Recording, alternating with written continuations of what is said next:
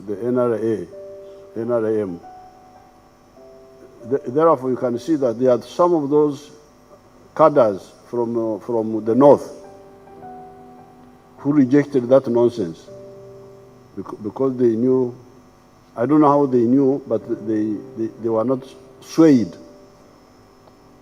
by that misrepresentation.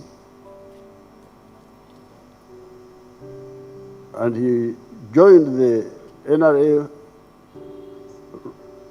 I have now been told that it was 1986, early, when I saw him the first time.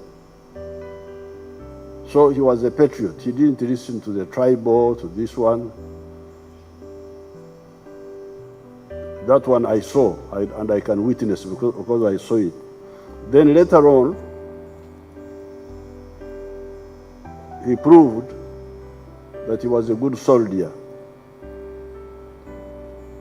As you hear, that name Macho Dwogo, which in our Luo language means Mach is fire. Dwogo apparently means something to come back. You had Honorable Betty telling you the context of that praise name. This is because he was effective against the rebels, and the people were able to go back and cook and have a normal life instead of fearing to make fire so that the terrorists see them and come for them. So that is the second quality of Macho Dogo, a good soldier. A patriot and a good soldier. Now, he was also very active in development. I didn't know about the farming. Nobody had told me about the farming, which the children have talked about. But I remember when he was LC5 chairman, he was always telling me about a school called Icheme something, that was supposed to, I don't know whether it was it among what happened to Icheme? Among Tiekwene. Your Excellency, is it Icheme Secondary School or what? Icheme Girls Secondary School. There was always Engola with Icheme. What happened to you? You tell us what happened. Icheme Girls is a secondary school that needed additional infrastructure, and it also earlier had been attacked by the LRA. And what did we do about it? Because he was talking about it all the time. He wanted it to be supported with infrastructure. What happened? Did we support it or what? At the moment, it is a Catholic-founded school. The support has not yet what he had envisaged had not yet been done. Oh, that's terrible. Because Icheme Aboke. Then that one is also Aboke Girls, so that was also attacked by LRA and abducted a number of girls that stayed in the bush for a long time and later returned. So I remember him talking passionately about those projects. Now, I've been told, we are hearing all of us here, that he was actually internalizing our programs, like the 4 acres model, as you heard the children saying. So, he was all those things: a patriot,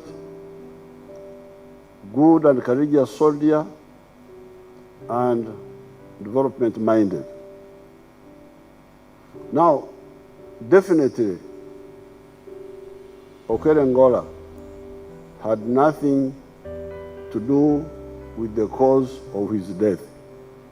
There's no way you can say that this boy did what he did because Engola did this, did that, because as Among has told you, this boy had just been there 1 month. So it could not have been anything to do with Engola. It must be something else, a problem somewhere else. Now we are still waiting for the report. The CDF has constituted a board of inquiry. I saw it in an army message. A BOI, board of inquiry, is the way we do things in the army.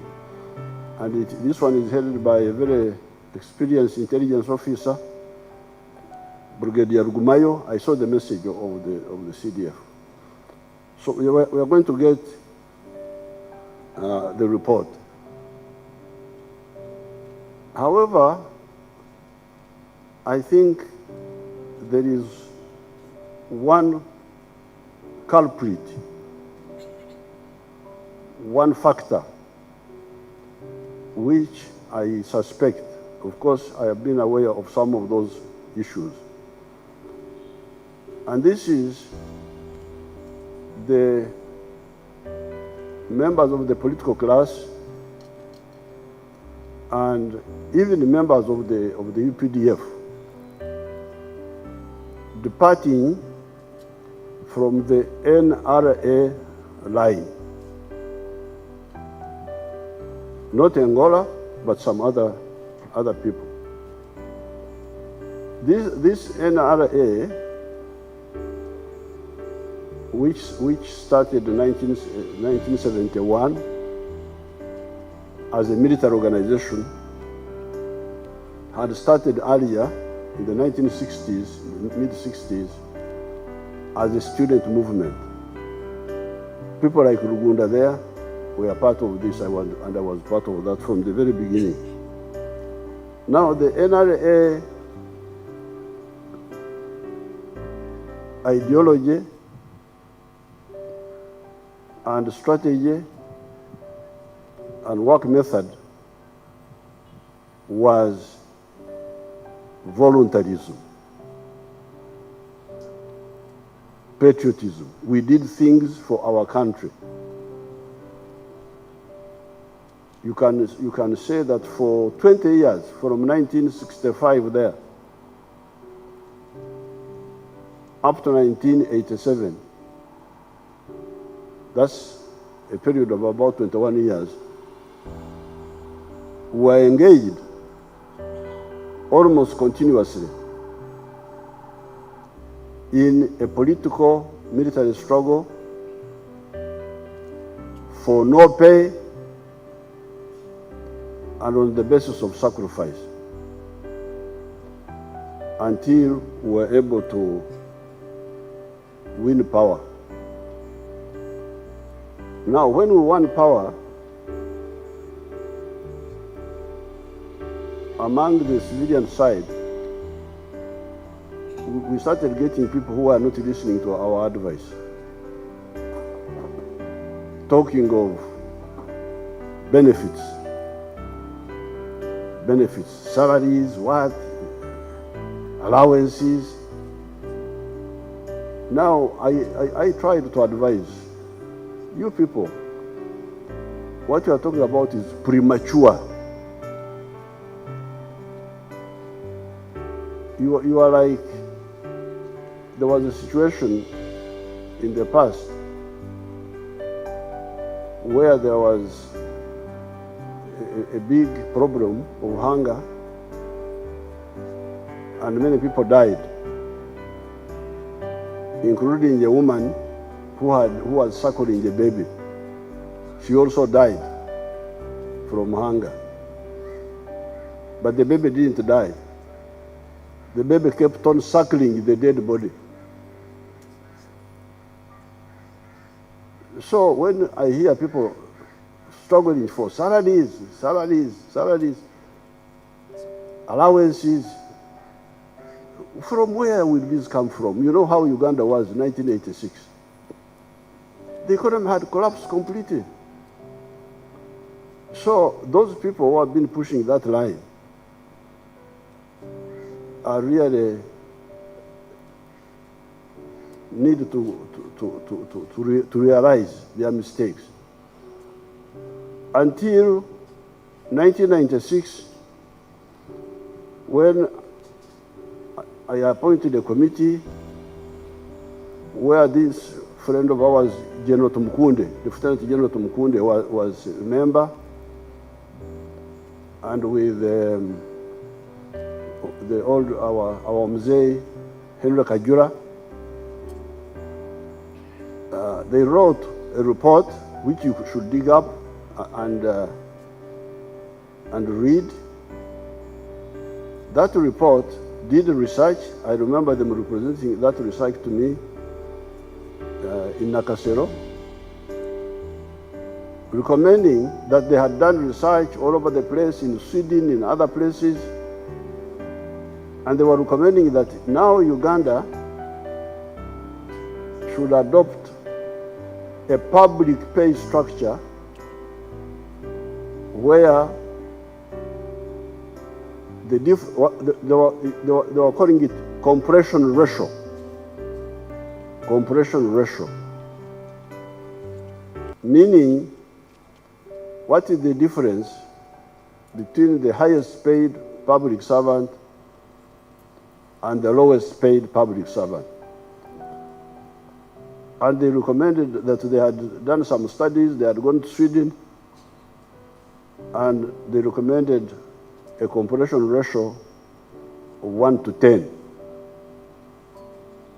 which means that if the highest public paid civil servant is getting 10 million, the lowest should get 1 million. Now this, I brought it to the system. You can trace what happened to it. And that's how I agreed, because from 1987 to 1996, that time of the Tumukunde report, I was getting 150,000 shillings per month as president. That was my salary. And we were rebuilding our country. And I was the highest paid at that time, 150,000. But then, when we started paying these judges, the judges are the ones who started paying 3.2 million that time. So when the Tumukunde brought this report with Kajura, that's when I agreed that as president from 1996, I could be paid 3.6 million, provided everybody adheres to that. And then we bring up the lower people. So if the president is getting 3.6 million, then the lowest person should be paid 360,000. And we thought we had agreed. But no sooner had we agreed on that, then other people started doing other things. So I appeal to Ugandans, to the political class especially, the political class, come back to the NRA doctrine. Our doctrine was work for patriotism, not for pay, because it's not yet time for your country, which suffered so much, to come back to start being demanded, like suckling your mother when she's in coma. When your mother is lying down, maybe not dead, but not conscious, and you are demanding excessive milk from her. So that mentality of allowances, what have you, is a wrong mentality. Because if you say bodyguards, allowances, what have you, how about the ones who are fighting in Congo now? Does it mean that every time a soldier goes on a patrol, he gets allowance? How will you sustain that? And what sort of army is that? So these soldiers, when they come from the army and come to the civilian sector, they get caught up in that mercenarism of the parasites who don't think about their country. Just money, money, money. Money from where? You know your country, how it is. That's why, therefore, as president, I refused. They came to me, increase the salary of the president. Other presidents are getting, I don't know what. I said, those are presidents of other countries. Uganda, I know what it is. So, I have refused the salary rise for the president. Then the salary is 3.6 million. 20% goes to NRM. I don't know where they put it.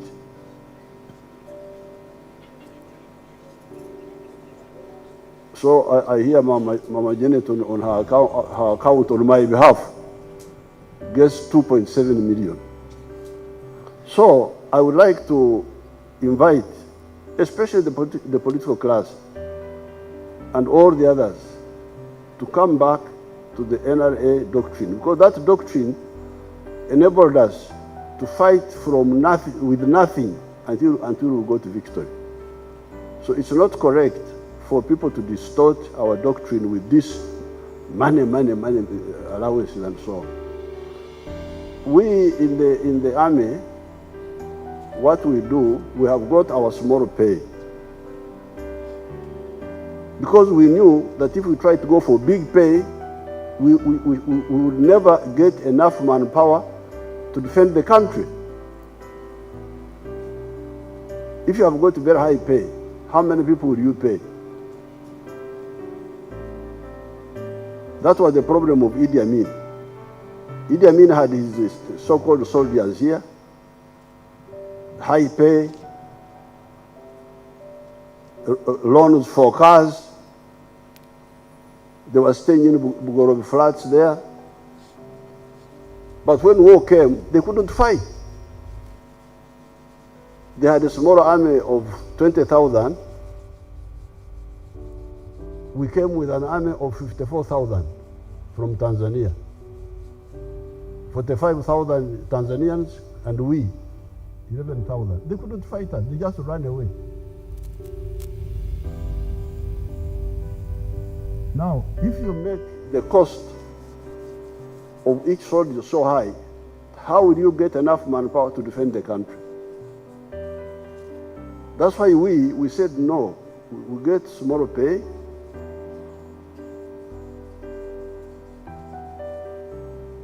In the barracks, which we share with our families.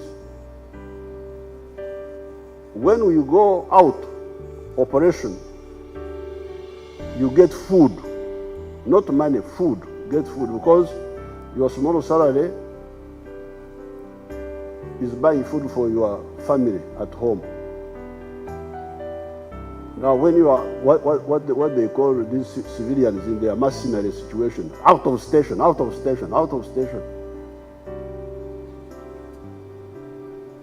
When you are away from the family, you get food. We cook centrally and eat. Because that's what you need. You need food, not allowances, not money. And we eat. Now, I have checked. These bodyguards who are sent from the guard battalion in Bombo are supposed to get food from their battalion. Food, not money, food. And they cook for themselves where they are. So the investigation will find out what was happening on that side. But the soldiers, although they are getting a small salary and they only get food when they are on operations, not money, we evolved collective schemes of supporting their welfare. By coincidence, I am surprised to hear that Mrs. Engola, Joyce, was a teacher in Nakasongola Army School. That's exactly our solution. Our solution was, our soldiers, we cannot pay high salaries. If we try to pay high salaries, we shall never buy equipment to defend the country, nor shall we be able to get enough manpower in case we need numbers. So therefore, you fighters of Uganda, President of Uganda, don't ask for high salary. Excellency President, please, HE. You are wonderful, we know you are HE, but please don't ask for a high salary. Because Uganda cannot afford high salaries for HE, for soldiers, for I don't know what, right honorable what.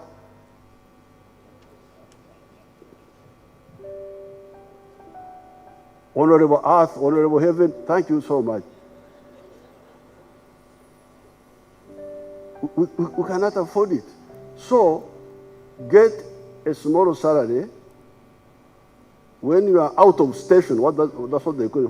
When you are not in your home, we don't want you to take the money of the family to buy food on the way. No, we shall give you food when you are on operations. How about my other needs?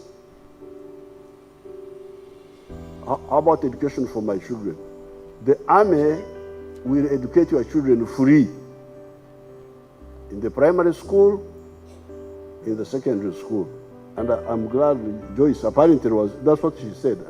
I didn't know. That she was teaching in the army secondary school. Are there graduates from that army here? From that school? Because she said some had come. Are they here? The children of the army schools? Are some here? Where are they? You come forward and I see you, how you look like. Go there on the microphone. Go. Microphone. The children from the army secondary school, the army schools.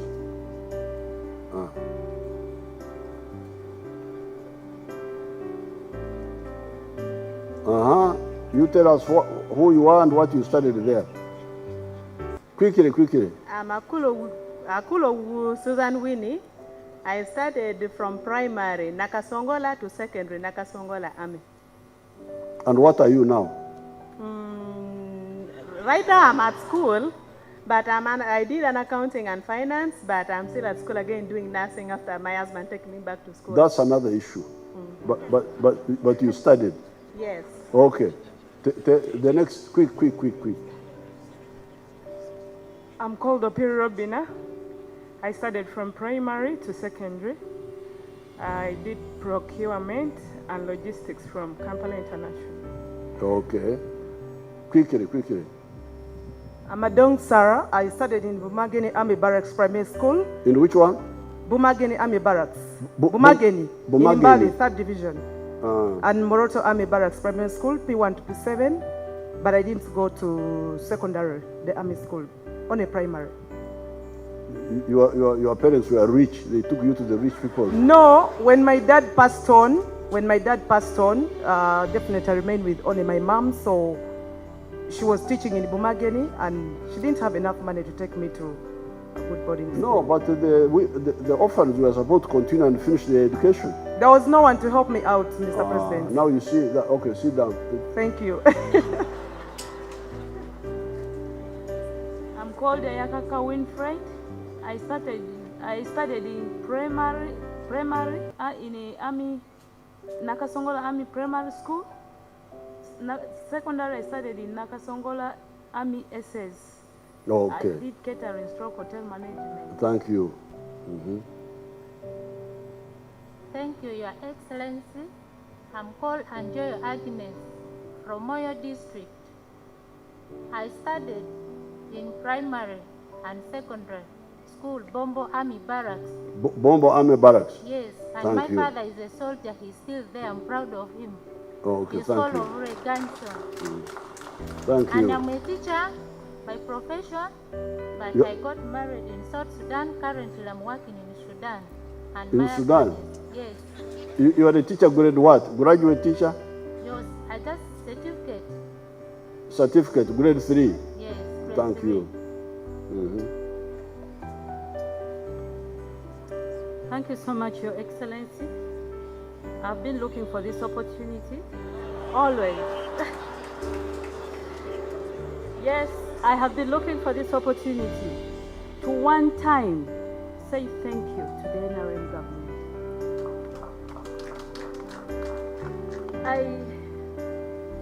By the time the late I am called Tina Mone. I hail from Michemi. By the time the late took me on, I had actually dropped out of school. And the only way, because he also had a lot of responsibility, he said, the only way I can do this is to take you to the army school. I remember him asking me, are you ready to go to the army school? I said, yes, I am ready. And that was the beginning of it. I had dropped out of school for a whole year. And So right now, you started in what level? I started from senior 1 once again. Where? In Nakasongola Army Secondary School. Yes. And until I completed my senior 6 from Nakasongola Army Secondary School, and then did social science at university. Picked it on from there. And right now I am working as an administrator at Soroti University. Oh, okay, thank you. Thank you so much. Thank you. Mhm. I'm called Tumina Rebecca Atim. I started from Bombo. Speak in the microphone. I'm called Tumina Rebecca Atim. I started from Bombo Army Primary. I went to Nakasongola Army Secondary. I traveled the world with my aunt, who is a diplomat with African Development Bank.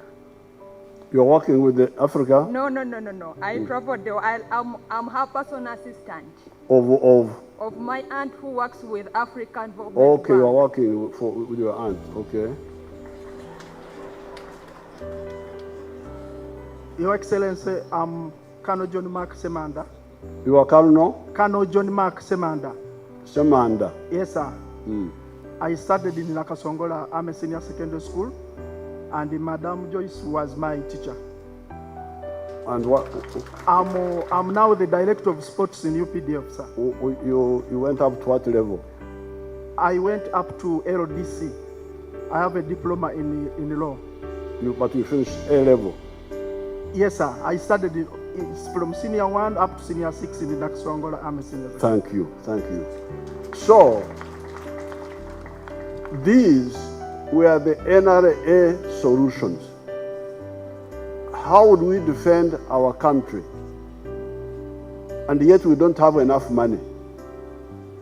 Number one, we accept low pay.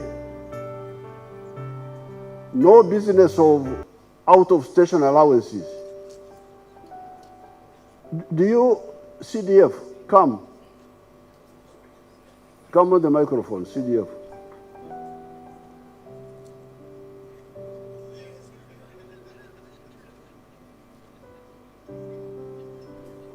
When soldiers come from 3rd Division or come to Bomb, do they get allowances or what?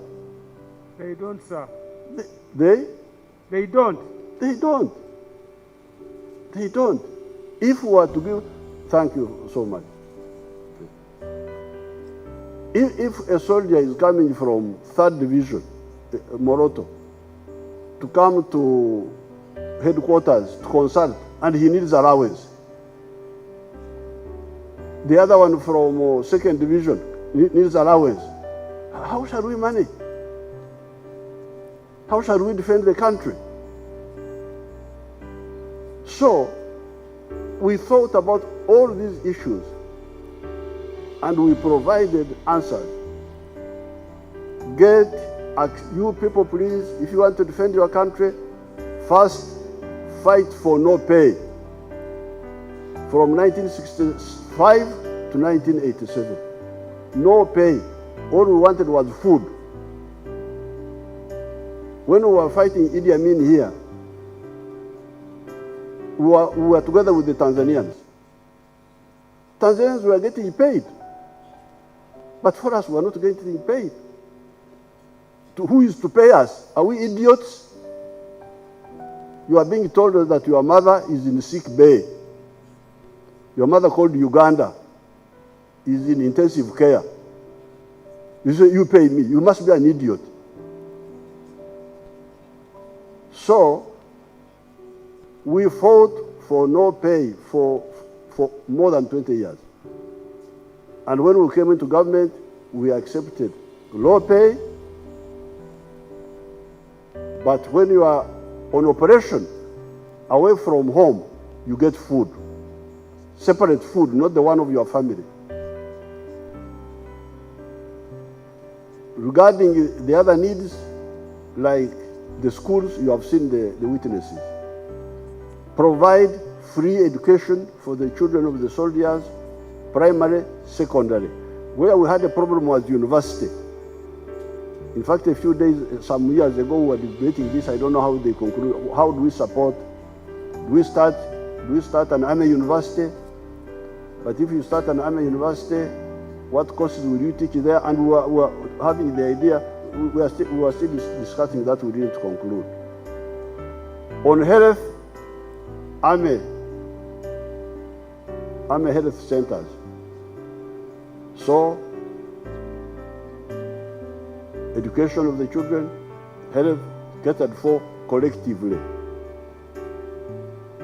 Then you come to, but how about, I'm getting a small salary here, but I'm doing nothing at home. What is the answer? The answer was, I'm a circle. You form a circle. It's called Wazalendo. You can borrow from this circle. You buy tax-free materials from the army shop, and you go and build yourself a small house at home. So when this one is implemented, we would be able to manage to have a strong army, but at a low cost, which the country could afford. So therefore, like this boy, this Savit whom they say was having financial problems, was having this, what happened? The investigation will tell us. The problem is not with the Engola, the problem is somewhere else. We shall find out what, and I was checking with the CDF before I came here. What are he told me, he gave me something in writing, that the Guard Battalion at Bombo was sending food to these escorts through the ADCs of the, what they call principals in their language. Principal is the one you are guarding, the big man you are guarding, or the big woman. That's the principal. They said they were sending food because these bodyguards should not be the responsibility of the one who is guarded to feed them. No. It should be the unit which sent them food. They may not cook it for them, they can cook for themselves. And even accommodation, they should make arrangements, not necessarily renting buildings or what. They can have tents. When I go up country, you see my soldiers. I don't stay in hotels when I go up country. When I go to Bariregi, even before I had a small house there, I went with my tent. The soldiers went with their tents. The only thing we needed was food. Finish. That is the NRA airline. But therefore, I would want to ask the political class to use, as Joyce said, Okello Engola has been a sacrificial lamb. He has been sacrificed by some problems that were not his. And we should use them to really sort out all these dark areas and go back to the NRA line. The line of Kamun Gomuganda, Mot, and doing what you can afford. And we don't want people who put pressure on us to do things the country cannot afford. Those are real enemies. And those who are doing it should stop, because it derails us. Recently, I supported the increase of the salary for the scientists. This is the NRA doctrine. When we were in the bush, we had no food. We had little food. But if there was some little food, you would give it to the one who is guarding on the OP, so that he does not doze and the enemy comes and attacks us. He eats more food than we who are in the camp sleeping. Although we are big people, chairman of high command, I don't know, whatever you call yourselves. Eat less, because you are not needed on the front. Let the one who is on the front be the one to eat so that he doesn't sleep and he keeps watch properly. That was the principle. That's why I said, give more pay to the scientists, because we need them urgently now. These other clerks can wait. A clerk here, a clerk there. There is a clerk who is near the professor. That's because I'm near a professor. I am a super clerk than a sweeper. The one who is sweeping near the professor needs the non-academic staff. The non-academic staff want to implement. The academic staff want to implement, but we don't have the money. What do we do? That's why even the homosexuals think they can make us homosexuals because we want money from them. Because if you fear to sacrifice, if you don't want the hard way, you become a prostitute. That's what prostitution is about. Now, that is a problem caused by the political class who departed from the NRA line and went to the line of mercenaries. Now, but within the army itself, there are some weaknesses which also must be addressed. The 2003, when Kony invaded Teso, I went there to fight with Kony. And I told Moz Kainerugaba, this MK, at that time he had joined the army, to mobilize all the bodyguards, these bodyguards here. All of them go to the front line. Many of them hid under the beds. I will not tell you what solution I had for them, but I had some solution for them.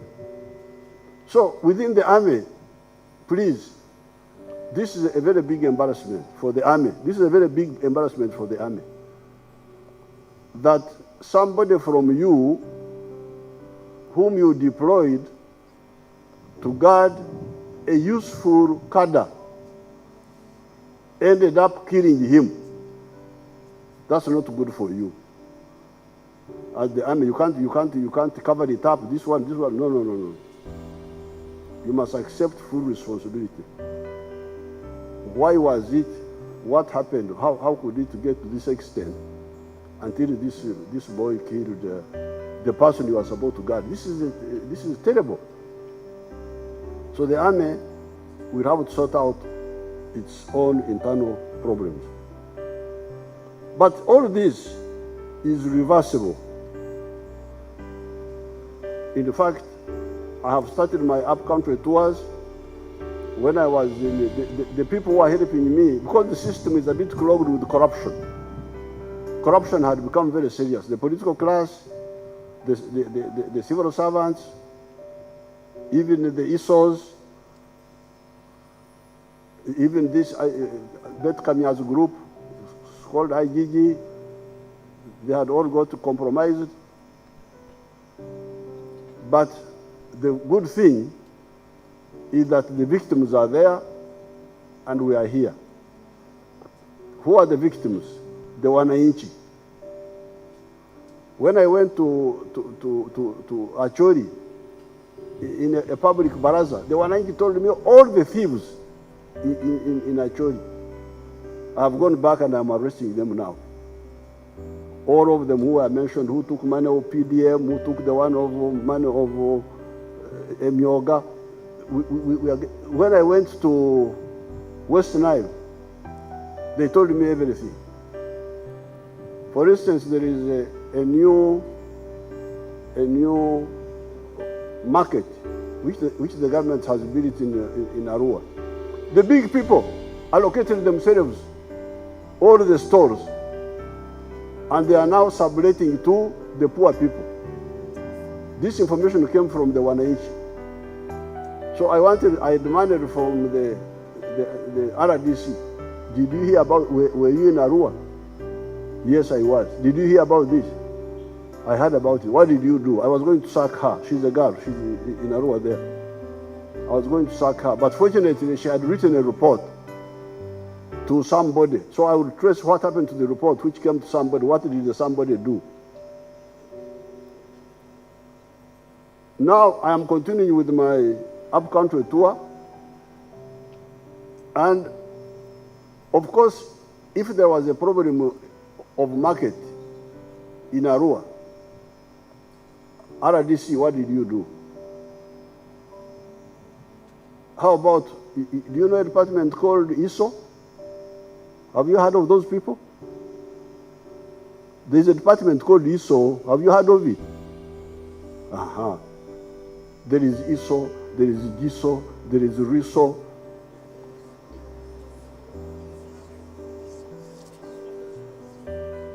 They are all there. All these things are happening when all those ISOs, RISOs, what? So I was coming for them. But fortunately, Oruka now has written for me a very good document about Masaka, where I am going next. Oh, he has exposed all the things. This one stole this one stole that, this one. So I said, Apoyo Rubanga, Eyarama Edeke, our Defo Mungu, we are going to get to the thieves. So it's unfortunate that this wonderful cadre, who gave his best, ended up being killed by a bad product produced by our system. I want to apologize to the family, to the people of Lango, to the people of Uganda, to the people of Africa, because Uganda is, there are 1.6 million refugees here. Because people don't know where to run, they are now running here. Now here where they are running, you have got these weaknesses. No, it will not happen. I want to assure you that the way we crushed all the bad groups, we shall crush even these thieves. These two parasites, there are two parasites, the political class and some of the civil servants. And who are the victims? The wananchi and the investors. Investors are being harassed for bribes. That's why I have appointed Nakare Manao to handle that side of the investors. Now, I have heard what the churches are saying. Of course, the bishop preached well.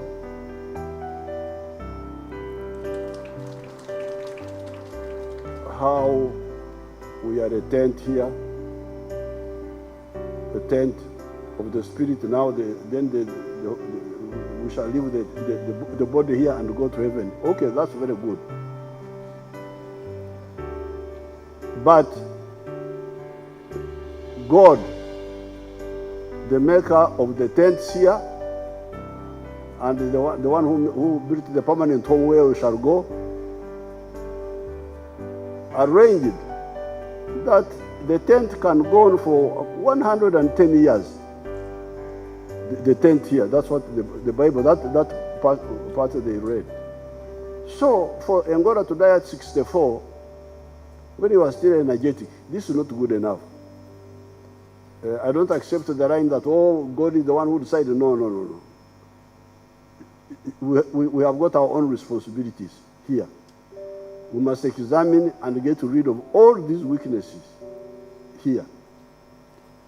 Then, when the time comes for going to heaven at the right time, no problem, we shall leave this tent and go to the other permanent home. That's no problem.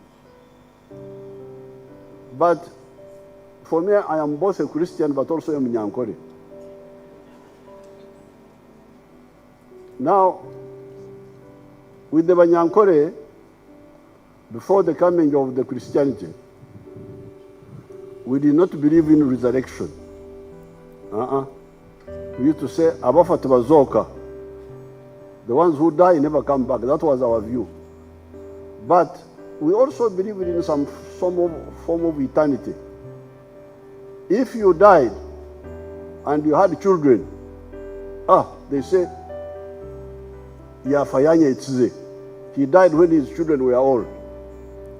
So I'm very happy to see that Okello had Kunyetsa, his children have grown up. So they are there. Now you keep, and Joyce is a tough lady. I heard what she's saying. You keep the legacy of Okello. Now, then, I think Okello, what he was doing, the other permanent home also, he may have accessed it. So we work for both. We work for here, but also there. I like these young bishops who are coming, like Bishop of Lango. I think finally we are getting bishops who are walking in the path of Jesus.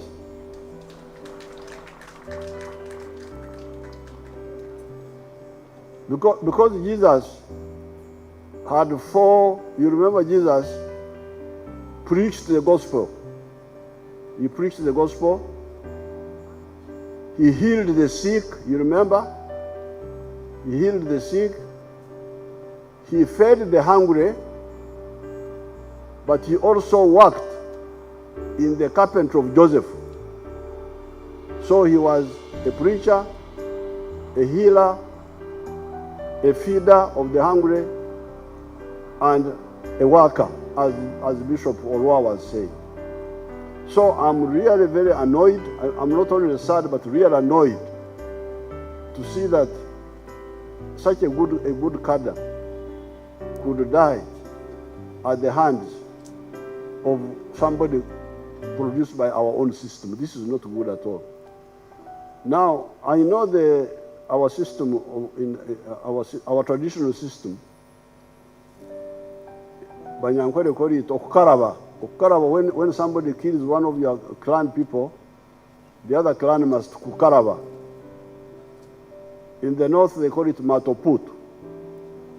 So I think the people to do Matoput are the army. The army, they want to do Matoput. And they will have to do it. They will have to do it. And Engola don't worry about the 7 cows. The army has got more cows. They can bring more cows than 7. So, because that system is also not bad. For instance, our soldiers accidentally killed one of our supporters, a very good, called Zebra. You remember Zebra, the one who died? I have told our people to make matoput with the family. Yes, you can this forgiving unconditionally. I don't think it's a good idea. I know in the book of Matthew that if you hit me on the left, I turn the right.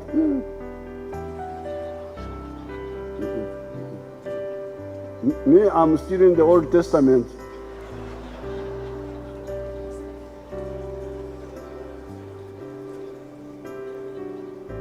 I'm still in the Old Testament, an eye for an eye, a tooth for a tooth. I can forgive, but under some conditions. So really, for me, I'm angry. I'm not just sad, but I'm really angry. So with these few words,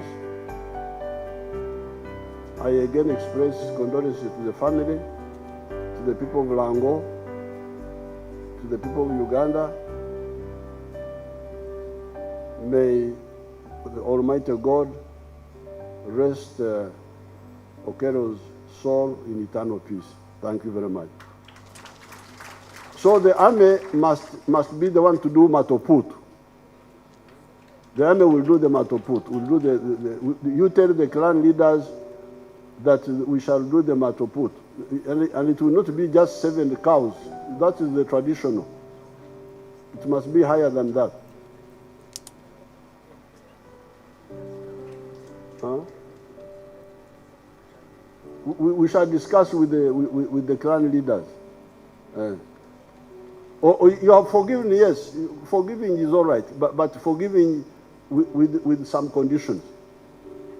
Because otherwise it will lead to impunity. Thank you very much.